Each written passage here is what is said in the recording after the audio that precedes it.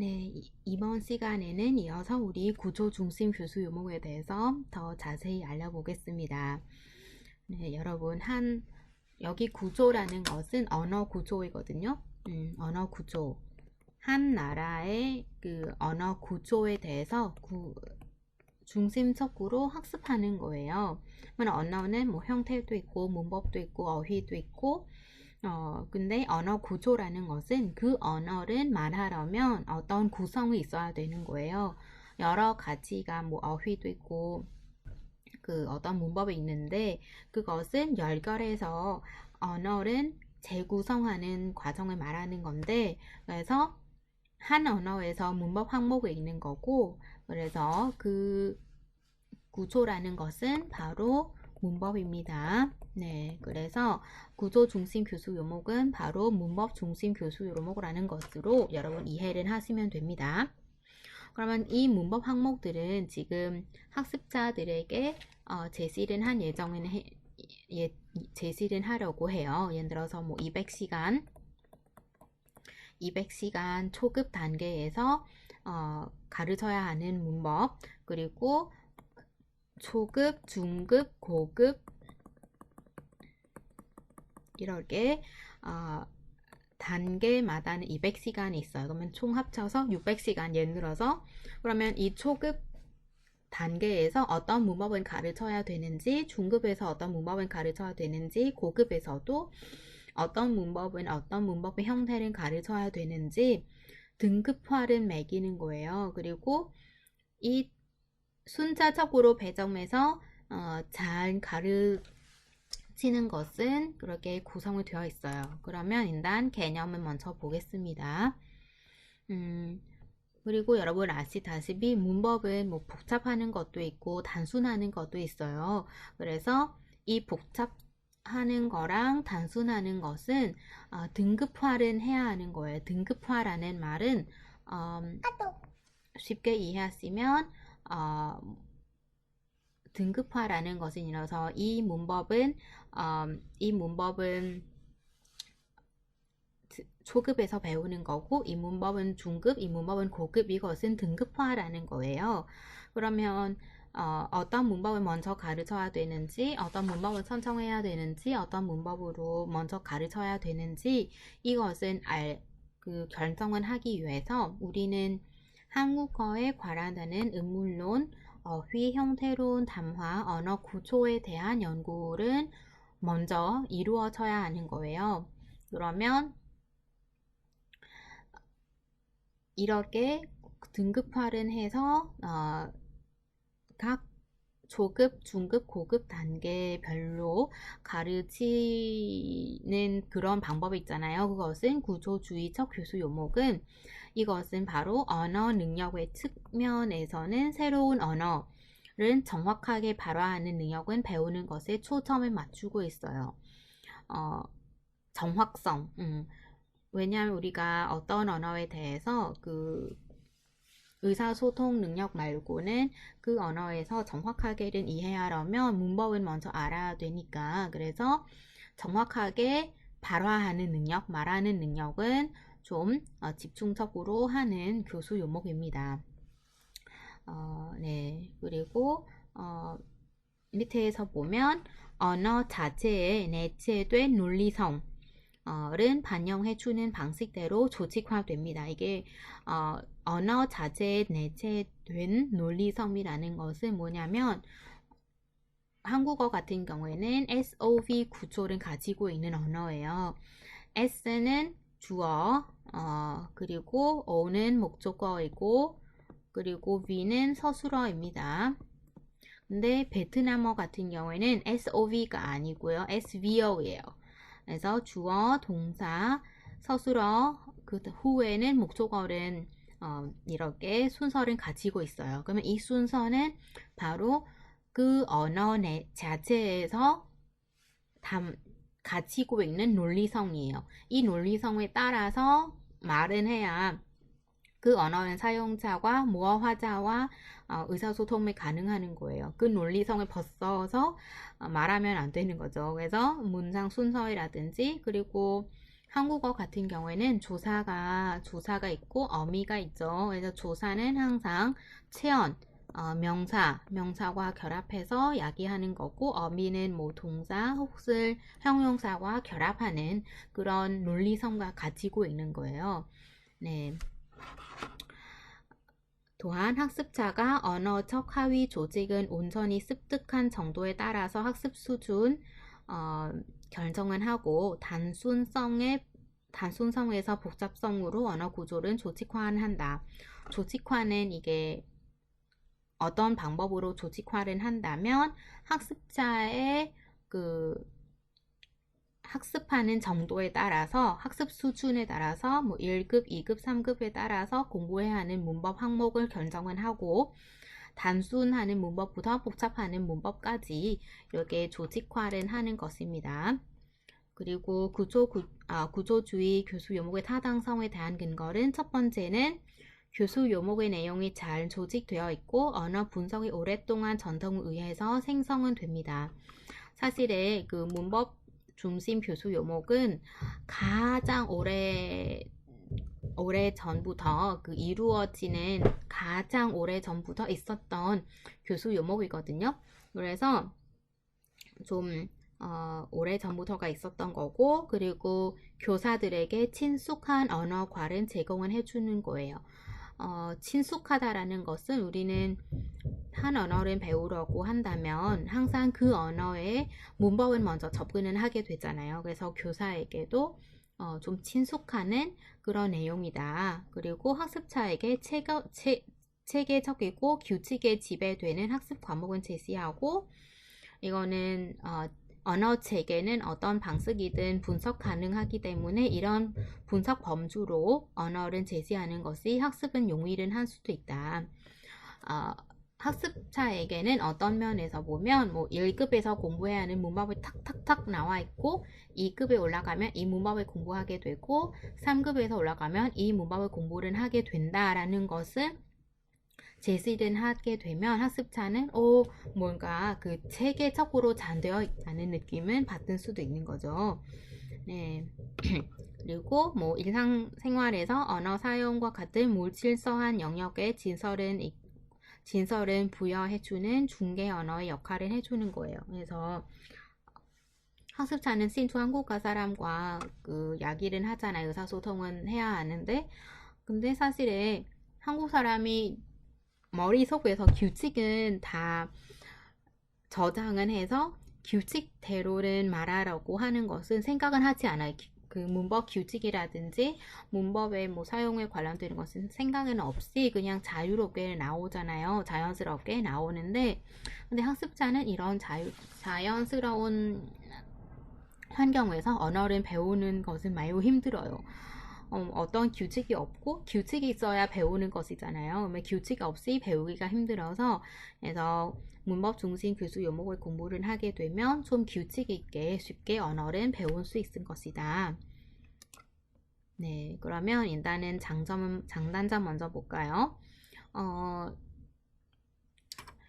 이런 오래 전통은 지니고 있는 구조 중심 교수 요목은 장점도 있기는 하지만, 네, 문제점도 많이 있어요. 문제점은, 첫 번째 문제점이 뭐냐면, 언어 형태하고 언어 의미를 인대인이라는 그런 형식으로 항상은 성립이 되지는 않아요. 언어 형태하고 언어는 일대인이라는 것은, 예를 들어서 우리는 많은 문법을 공부를 하게 되다면, 예를 들어서 을 것이다와 get는 한번 얘기해 볼까요? 어떤 교사가 이렇게 물어봐요. 이번 주말에 무엇을 할 거예요? 그럼 학습자는 저는 등산은 가겠어요. 또는 선생님이 이렇게 물어봐요. 누가 신발은 지우겠어요? 아니면 누가 반표를 하겠어요? 누가 먼저 반표를 하겠어요? 그러면 학습자는 제가 먼저 반표할 것이에요.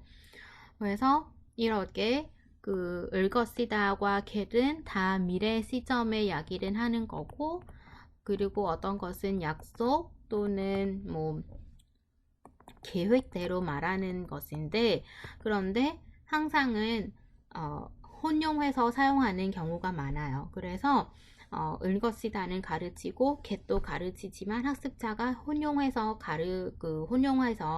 받아들이는 경우가 많아요. 왜냐하면 읽어쓰다는 하고 get는 어디에서 차이가 있는지, 어디에서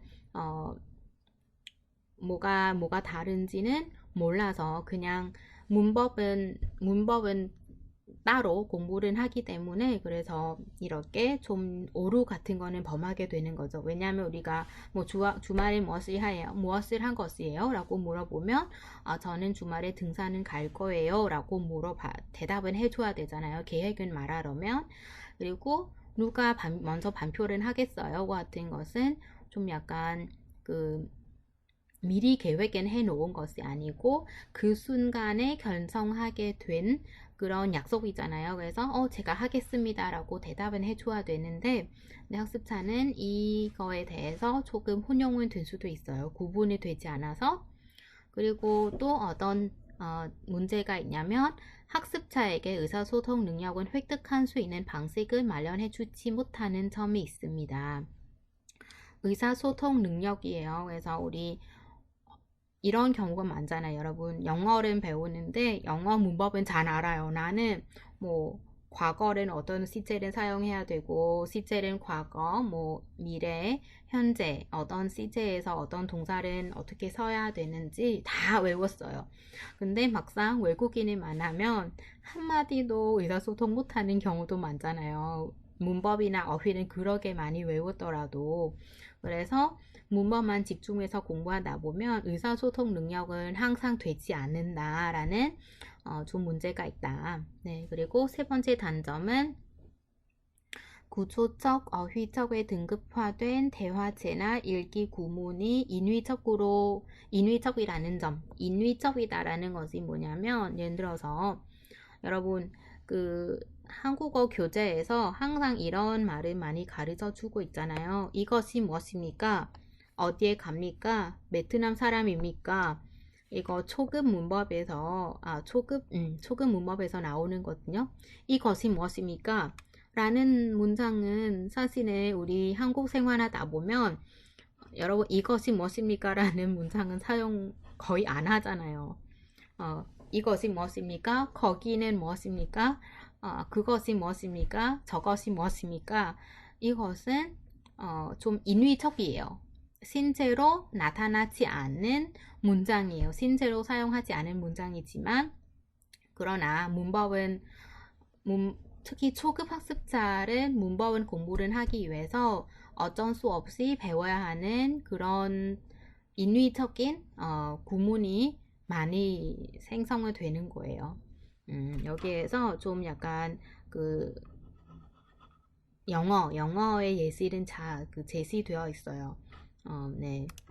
얘도 뭐 어디에 갑니까? 베트남 사람입니까? 근데 사실은 저는 한국에 생활하면서 뭐 베트남 사람입니까? 라는 질문도 많이 못 들은 것 같아요. 거의 없는 것 같죠. 그리고 특히 이것이 무엇입니까? 라는 실제로 우리 생활에서 뭐 이건 뭐야? 이게 뭐예요? 라고 물어볼 수 있는 거지, 이것이 무엇입니까? 라고 물어보지는 않잖아요. 네. 그리고 이것은 바로 교과 문법이라는 거죠. 교과서 문법. 실제로 없는 교과서 문법이라는 건가요?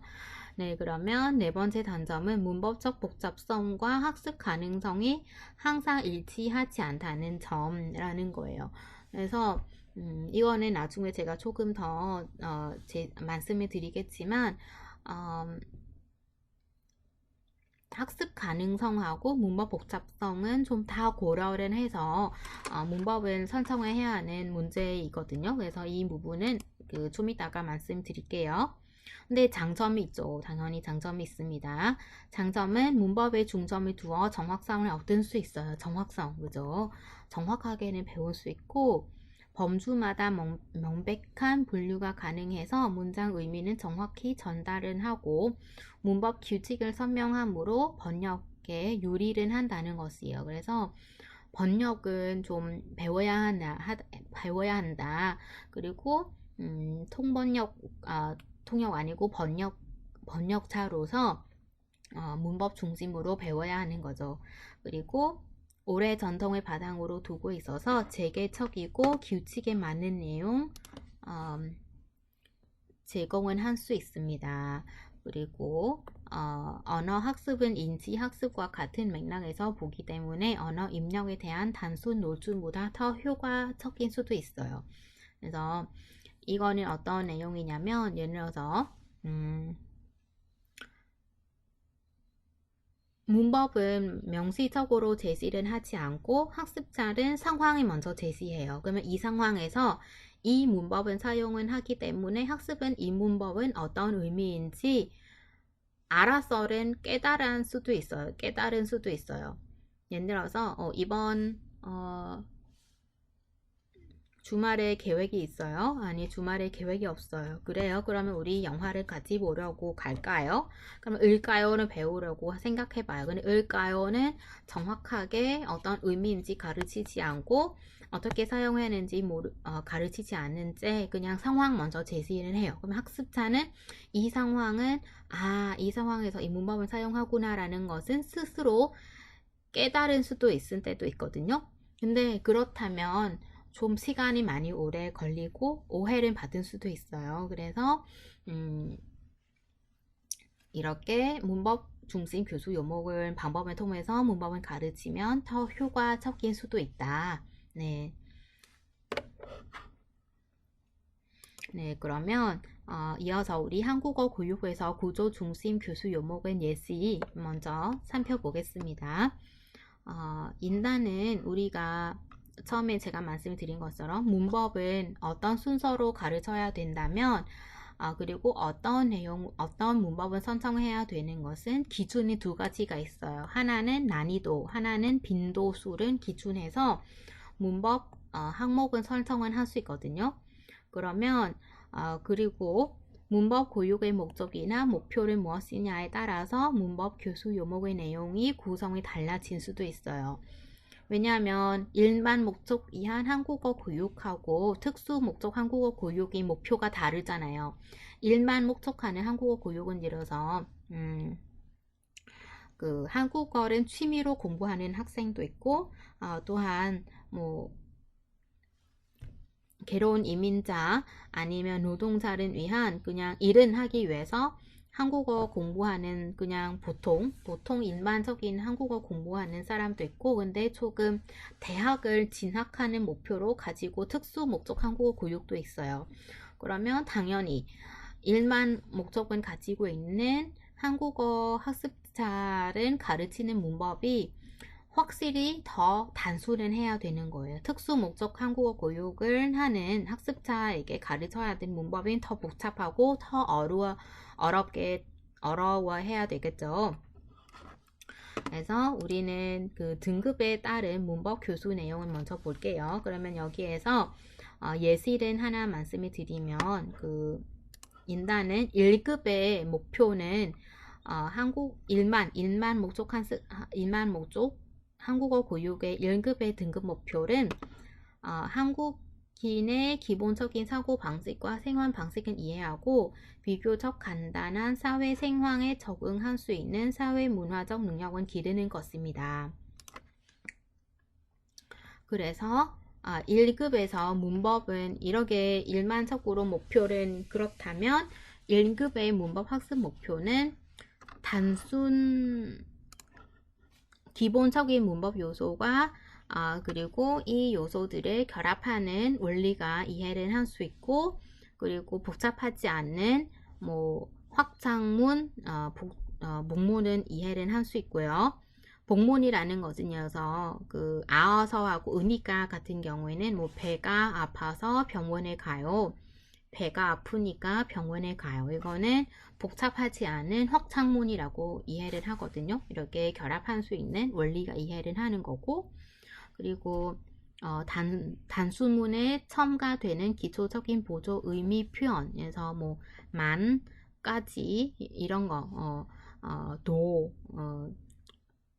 마트에 가요. 학교에도 가요. 마트에서 사과를 사요. 배도 사요. 그러면 이렇게 보조 의미 표현이에요. 이런 거는 학습을 할 수 있는 거고요. 그리고 다른 예시를 한번 살펴보면 박동호 선생님이 2004년에 제시하는 단계별 문법 교수 요목은 예시를 한번 살펴보겠습니다. 그래서 여기는 1급, 2급, 3급이 초급, 중급, 고급으로 나누어져 있고, 그리고 한 개 급에서 200시간, 그래서 단계별 400시간은 학습 분량. 왜냐면 초급은 초급 1도 있고 초급 2가 있거든요. 중급에서도 마찬가지로 중급 1, 중급 2, 그리고 고급 1, 고급 2가 있어요. 그래서 이렇게 한 단계에서 400시간으로 보통은 우리 지금 학습 분량으로 정해져 있어요. 어학당에서, 인반어학당에서. 그러면은 1단계 초급에서 문장의 구조, 시제, 기본적인 조사과 어미, 경어법, 관용형 한국어 기본 문법은 학습하는 거고, 2급 같은 경우에는 좀 기본 문법 사항은 대체로 학습된 상황이나 어려운 문법 사항은 심화학습에 들어가요. 그리고 3단계에서는 이제 유창한 표현력 배양에서 비중을 두는 시기입니다. 그래서 여러분, 만약에 여러분이 초급, 중급, 고급 단계를 다 거쳐서 한국어를 배웠다면 우리는 문법을 가장 많이 배우는 급인 어떤 급일까요? 네, 바로 중급입니다. 자세한 것은 먼저 살펴볼게요. 이렇게 1단계에서 그 간단한 그런 어미, 종결 어미는 공부를 하게 될 수도 있어요. 뭐 아요, 을게요, 을까요, 을래요, 뭐뭐세요, 읍시다, 비읍시다, 그리고 반말도 배워요. 뭐뭐 니, 지와 같은 종결 어미는 배우게 되고, 연결 어미도 뭐 이유 말한 데는 아어서 은이 까기 때문에, 그리고 선어만 어미는 get, 미래에죠.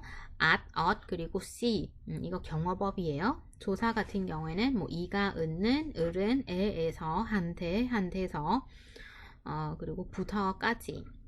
시제는 현재, 과거, 미래 이렇게 다 초급에서 배운 거고요. 경어법은 좀 어려운 문법이거든요. 그런데 한국어의 특징을 살펴본 데는 경어법을 모르면 한국어는 의사소통하는 데 상당히 지장을 받을 수 있어요. 특히 좀 예의가 없는 사람으로 언급을 받을 수 있어서, 그래서 초급 학습자이더라도 경어법은 가르치는 경우가 많아요. 그래서 경어법은 우리 초급부터 배우거든요. 네. 그리고 부정표현, 치 않다, 치 말다. 그리고 어제 같은 경우는 뭐 격식제, 비격식제, 간편제, 뭐 씁니까, 피읍습니까, 아어요, 으세요. 이거는 비격식 씁니까는 격식제이고, 아어요는 비격식제이고요. 그리고 간편제 같은 경우는 묻는다, 그죠? 나는 오늘 학교에 간다. 학교에서 친구들은 만난다. 친구들은 많아서 같이 공부를 한다. 예를 들어서 이런 거는 간편제라고 해요. 그리고 불규칙 같은 경우에도 뭐 비읍 불규칙 등등 불규칙은 배우게 됩니다. 2단계는 난이도가 높은 어미, 조사, 문법 형태를 배우게 되죠. 뭐 따라, 따위, 뭐 대로, 느라고, 는 바람에, 는 길래, 뭐 은는 켜녕과 같은 조금 더 난이도가 높은 문법 형태는 배우게 되고요. 피동사, 피동문, 사동문. 그래서 뭐뭐 개되다, 뭐 합격하게 되었습니다과 같은 뭐 아어지다, 이런 거는 좀 다양하게 한국어 문장을 구사할 수 있는 능력이 되는 거죠. 그리고 간접화법도 배우게 됐고, 그러면 이 3고급 같은 경우에는 특별한 항목을 선정해서 문법을 가르친 필요가 없어서 필요한 데마다 가르치는 거예요. 그래서 고급에 들어가면 우리 보통 그 복합하는 구성 표현을 많이 해요. 이거 보면 보통 이제 한 문장으로 구성을 해야 되기 때문에, 그래서 복합 표현을 많이 공부를 하게 돼요. 복합 표현을 예를 들어서 예를 들어서 채로 뭐뭐 하다 라는 그 복합 표현이거든요. 근데 이 는이라는 것은 우리가 관형사형은 은는 먼저 배웠어요. 동사하고 형용사 미안해요. 형용사하고 뭐뭐은 하고 명사는 이렇게 배웠거든요. 그래서 이제 고급이 올라가면 뭐뭐을 채로 뭐뭐하다와 같은 복합 구성 표현으로 조금 더 확장해서 가르칠 수 있다. 그리고 이러고 보면 뭐뭐을 일이 있다. 아무리 뭐뭐을지라도 뭐뭐는 편이다. 뭐뭐라고 해서 을 수 있다. 는 대신에 과 같은 이런 복합 표현은 가르칠 수 있는 거죠. 그리고 계속 이어서 볼까요? 그래서 이제 그러면 아까 선생님이 보여드린 1급부터 3급까지 우리 공부해야 하는 한국 문법은 살펴봤죠. 그러면 이 문법 항목 결정하는 어떤 기준이 있냐면 여기에서 제시하는 네 가지 기준이 있어요. 첫 번째는 실용성, 두 번째는 원형성, 다음에는 군형성, 그리고 분리성이 있거든요. 그래서 실용성이라는 것은 사용한 가능성이 높은 것, 즉 빈도가 높은 것은 가르쳐야 되고, 원형성이라는 것은 원형적인 것은 우선은 선정해야 되는 거예요. 예를 들어서 우리 이율은 문법에 관련해서 는 바람에 은이가 아어서기 때문에가 있어요. 그러면 여러분 생각해봐요. 는 바람에 은이가 아어서기 때문에 중에서 원형적인 것은 무엇일까요? 가장 이유 문법으로 대표적인 것은 무엇이라고 생각하세요? 네, 그것은 는 바람에 아니죠. 으니까 아니면 아어설은 가장 많이 사용하잖아요. 그래서 그것은 먼저 선점해서 가르쳐야 되는 거고요. 군형성 그리고 분리성이라는 것은 뭐냐면 동일한 형태가 다른 의미로 사용되는 경우는 분리해서 제시를 해야 하는 거예요. 예를 들어서 조사로는 다양한 용법으로 사용을 하고 있어요. 이리 오세요. 택시로 오니까 편해요. 이 방은 뭘로 만들었어요? 얼음이 물로 변했어요. 천수가 반장으로 뽑았어요. 그러면 이게 같은 문법이지만 같은 형태이지만 여러 가지 용법이 있는 거예요. 근데 한꺼번에 모든 용법은 다 가르치면 학습자가 부담을 느낄 수 있어서 그래서 분리해서 가르쳐야 된다라는 거예요. 네. 네, 다음에는 우리가 문법 항목에 배열하는 기준 그리고 입력 가설이 있어서 우리 계속 이야기할까요? 뭐 사용 빈도 또는 배열 기준 같은 경우에는 사용 빈도가 되게 중요해요. 사용 빈도는 뭐였냐면 빈도가 높은 것은 우선적으로 배열한 필요가 있다. 예를 들어서 우리가 불규칙 한번 살펴볼까요? 우리가 CO 불규칙 그리고 불규칙하고 P 불규칙가 있거든요. 그러면 CO 불규칙이 가장 쉬워요. 왜냐하면 예외가 없어요. 뭐 낮다, 적다와 같은 경우에는 예외가 없고 그래서 활용하는 것은 되게 간단해요. 근데 피읍은 어떨까요? 피읍은 쉽다, 어렵다, 덥다, 춥다, 좁다, 높다와 같은 경우에는 우로 먼저 바꿔야 되잖아요. 쉬워요, 어려워요, 더워요, 추워요. 근데 좁다는 좁아요 라고 말하고 덥다는 더워요. 그래서 활용하는 것이 조금 복잡하죠. 근데 의도 같은 경우는 아프다, 고프다, 쓰다도 어떤 경우에는 아파요, 어떤 경우는 고파요, 어떤 경우는 써요 라고 말하잖아요. 근데 이 시어 불규칙, 불규칙하고 피읍 불규칙 중에서 우리 가장 먼저 배웠던 불규칙은 바로 피읍 불규칙하고 불규칙은 선정해서 가르쳤잖아요.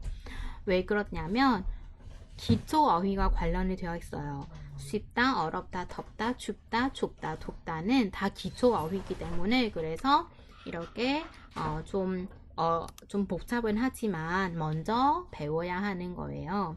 네. 그리고 이렇게 우리는 남은 것은 여러분 그냥 남은 기준은 여러분이 조금 그냥 참고로 한번 읽어보시기를 바라고요. 그래서 이번 시간에는 우리 교육과정 중에서 교수 요목 미안해. 교수 요목에서 경과 지향적 교수 요목하고 과정 지향적 교수 요목으로 대분류를 할 수 있고, 그리고 경과 지향적 교수 요목 가운데 구조 중심 교육 요목을 배우게 되었습니다. 네, 여러분 수고 많으셨습니다.